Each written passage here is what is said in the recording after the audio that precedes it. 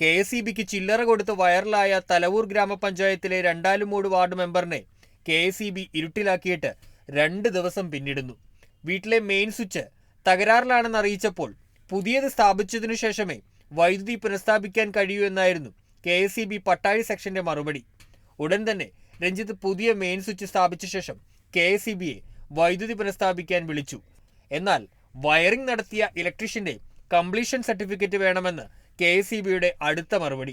എന്നാൽ ഞാൻ ഇന്നലെ വന്ന് രാത്രി 9 മണിയായപ്പോഴത്തേനും പുതിയ മെയിൻ സ്വിച്ച് മാറ്റിയിട്ട് KSEB വിളിച്ചപ്പോൾ അവിടെ നിന്നും എനിക്ക് കിട്ടിയ മറുപടി ഏതെങ്കിലും ഇലക്ട്രീഷ്യന്റെ കംപ്ലീഷൻ സർട്ടിഫിക്കറ്റ് കൊടുത്തതിന് ശേഷം മാത്രമേ എനിക്ക് കറണ്ട് തരാൻ പറ്റൂ എന്നുള്ള ഒരു റിപ്പോർട്ടാണ് അവിടുന്ന് ഫോണിൽ കൂടെ എനിക്ക് തന്നത്. പല വേറിട്ട പ്രതിഷേധങ്ങളും നടത്തി വൈറലായ രഞ്ജിത്ത് മെമ്പറിന് KSEBയും പണി നൽകിയതോടെ 2 ദിവസമായി മെമ്പറും കുടുംബവും ഇരുട്ടിലാണ്.